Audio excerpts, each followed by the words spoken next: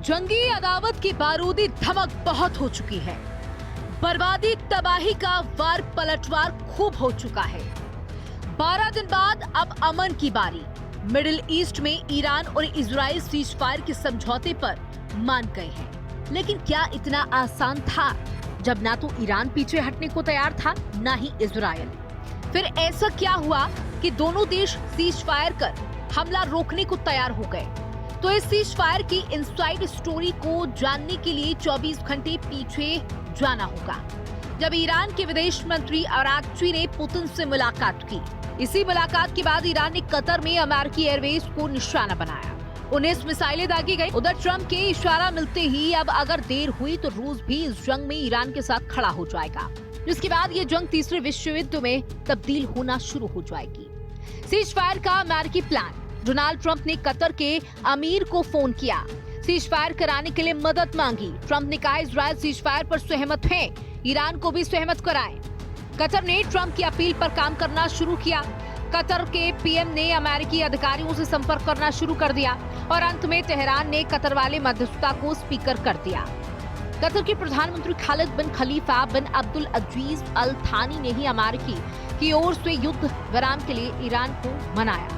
Trump ने cease fire की मध्यस्थता के लिए कतर के अमीर को धन्यवाद किया। वैसे ये जंग इजराइल अमेरिका के दम पर ही लड़ रहा है, इसलिए इजराइल का मानना रणनीति का हिस्सा था। बताया जा रहा है कि सोमवार को नेतन्याहू को फोन किया गया, सीज फायर का समझौता तय हुआ। ईरानी विदेश मंत्री ने फिलहाल किसी भी सीज फायर से इनकार कर दिया, लेकिन ट्रंप का दावा है कि पिछले 2 महीने में उन्होंने 4 सीज फायर करवाए हैं। 27 अप्रैल रूस यूक्रेन के बीच जल्द सीज फायर का दावा। 10 मई भारत पाकिस्तान के बीच सीज फायर का दावा। कांगो रवारा के बीच सीज फायर का दावा। 24 जून इजराइल ईरान के बीच सीज फायर का दावा।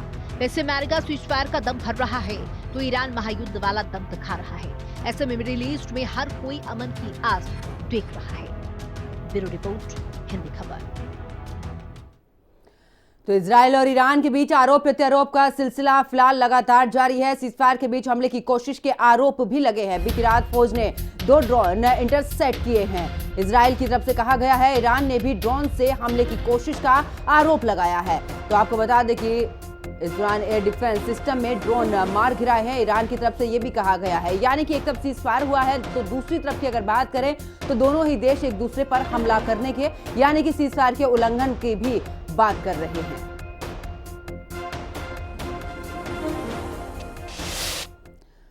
12 दिन से ईरान इजराइल के बीच चल रहे भीषण युद्ध को लेकर विश्व युद्ध के कयास लगाए जा रहे थे। वहीं अब सीजफायर हो चुका है, ईरान इजराइल के बीच अब युद्ध विराम हो चुका है, लेकिन अभी भी दोनों देशों की तरफ से एक दूसरे पर गोलाबारी भी की जा रही है। रिपोर्ट देखिए।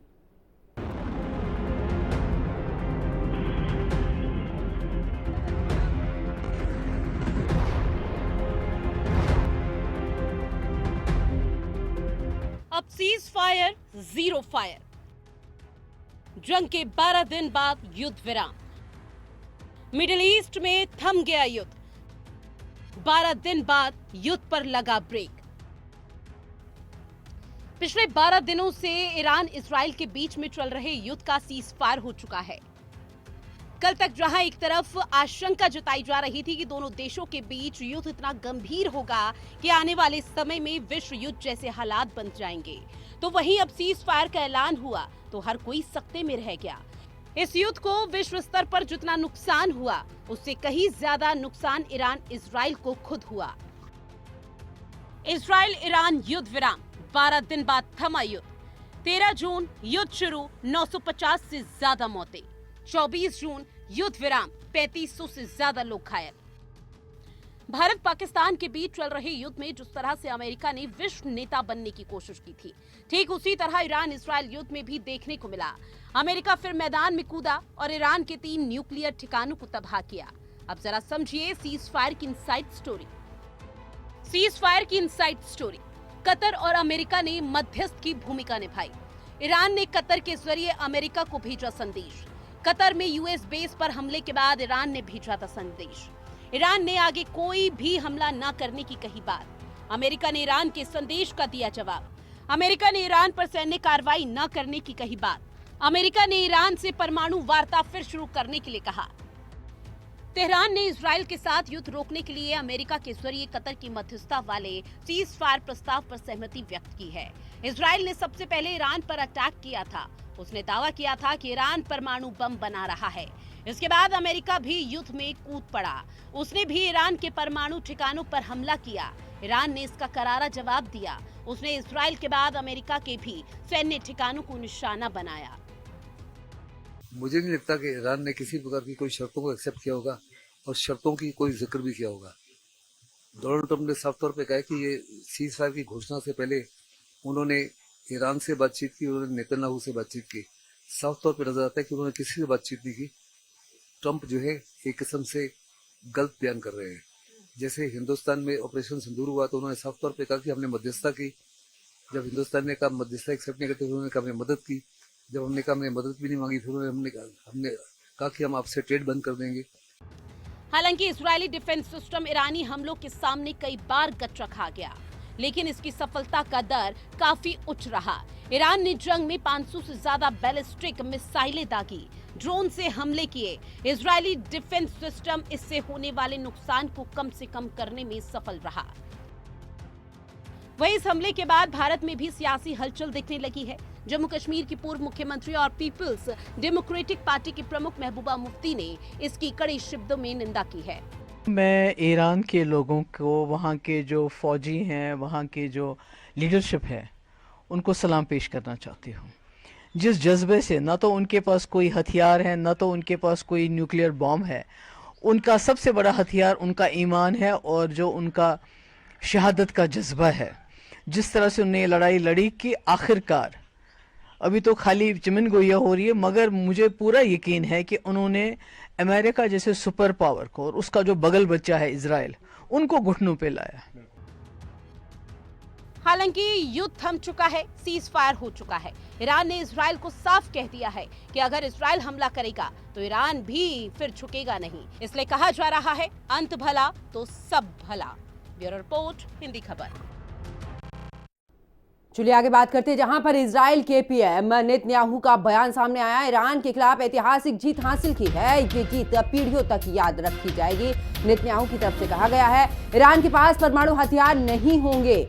ईरान के परमाणु कार्यक्रम को बर्बाद कर दिया है। तो बड़ी खबर आपको बता रहे हैं, जहां पर ये जीत पीढ़ियों तक याद की जाएगी, ये नेतन्याहू की तरफ से कहा गया है। ईरान के पास परमाणु हथियार नहीं होंगे। तो ईरान के परमाणु कार्यक्रम को पूरे तरीके से बर्बाद कर दिया, ये इजराइल की तरफ से कहा गया है। ईरान और इजराइल का युद्ध रोकने में कतर की अहम भूमिका रही है। ट्रंप के आह्वान के बाद कतर के प्रधानमंत्री ने ईरान को इजराइल के साथ युद्ध विराम के लिए सहमत कराया। रिपोर्ट देखिए।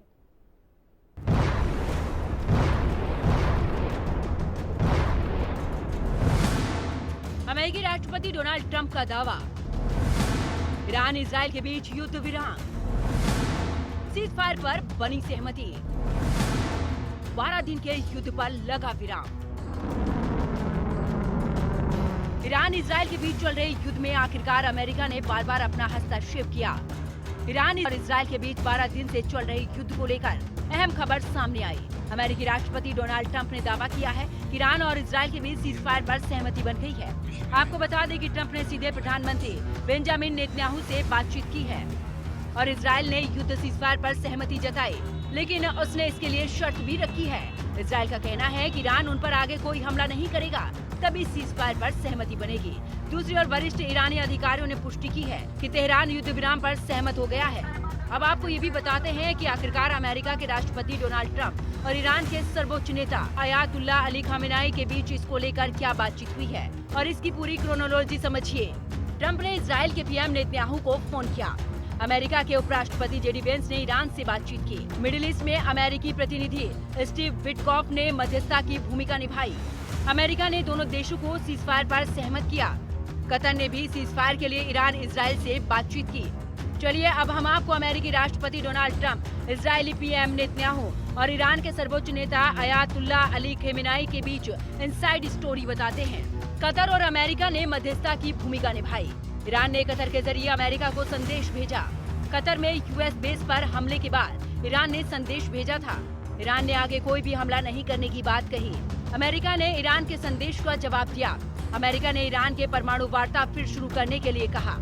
एक रिपोर्ट के मुताबिक अमेरिकी राष्ट्रपति डोनाल्ड ट्रंप ने सीजफायर को लेकर पूरा दखल दिया।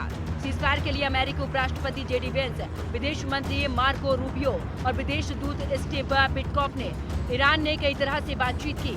इनके बीच युद्ध के हर पहलू पर चर्चा हुई। अचानक की गई सीजफायर की घोषणा को लेकर भ्रम और संदेह की स्थिति बनी हुई है, क्योंकि एक वरिष्ठ ईरानी अधिकारी ने बताया कि तेहरान को अमेरिका से कोई औपचारिक प्रस्ताव नहीं मिला है और उसे इजराइल या वाशिंगटन के साथ दुश्मनी खत्म करने का कोई कारण नहीं दिखता। तो वहीं इस सीजफायर को लेकर Middle East expert doctor Wael Abbad का कहना है कि ये बहुत ही अच्छा हुआ, क्योंकि दोनों देशों के बीच सीजफायर होना बहुत जरूरी था, क्योंकि इस जंग की वजह से कई देशों पर इसका असर पड़ रहा था। ये तो बहुत अच्छा हो गया हमारे लिए, लोग के लिए, जो हम रहने वाले के लोग हैं वहाँ पर, क्योंकि देख लो ईरान वहाँ पर उनके न्यूक्लियर साइट में अटैक भी किया था। इजराइली में न्यूक्लियर कंट्री है तो उनके पास कम से कम 90 आर्सेनल है न्यूक्लियर हेड्स पे। तो अगर अमेरिकन हमको शुरू से किया था, ये अमेरिका में खुद उनके हाथ में युद्ध शुरू करने के लिए, अगर युद्ध रुकने के लिए, तो इस जंग में ये अमेरिकन प्रेसिडेंट खुद रुक लिया था। इसलिए हमको ये तो बहुत खुश हो गया, हमारे रीजनल देश है और दुनिया में हमेशा मतलब अच्छा लग रहा है, क्योंकि अगर कल का स्ट्रेट ऑफ हॉर्मुज़ बंद हो जाएगी और रेड सी भी बंद हो जाएगी, वो तो ग्लोबल ट्रेड इंस्टेबिलिटी शुरू हो गया, सारी दुनिया सफर कर रही है, सबसे नुकसान का एशियन कंट्री। तो वहीं ईरान इजराइल को लेकर कांग्रेस प्रवक्ता सुरेंद्र राजपूत ने कहा कि इस सीजफायर के बारे में अभी कुछ भी कहना सही नहीं होगा, क्योंकि जिस तरह से ईरान ने अमेरिकी एयरबेस पर हमला किया तो वो अमेरिका की बात इतनी आसानी से मान लेगा, ये अभी थोड़ा जल्दबाजी होगी। ईरान इजराइल के ऊपर मिसाइल दाग रहा है, उससे स्पष्ट है कि वो किसी अमेरिकी राष्ट्रपति के ट्वीट से युद्ध विराम नहीं करने वाला है। अगर खामनेई युद्ध विराम करेंगे तो अपनी शर्तों पर करेंगे, ऐसा लगता है, वरना तो यहाँ लोग एक ट्वीट पे आने पर युद्ध विराम कर देते हैं। अब देखने वाली बात ये होगी कि आखिरकार ईरान और इजराइल के बीच सीजफायर को लेकर जो अमेरिका दावा कर रहा है, क्या वो सच है, या फिर जिस तरह से भारत पाकिस्तान के बीच सीजफायर को लेकर ट्रंप ने कई बार बयान बदला और गोलमोल जवाब दिया। अब देखना ये भी होगा कि अमेरिका का हस्तक्षेप इस मामले में क्या रंग लाता है। रिपोर्ट हिंदी खबर।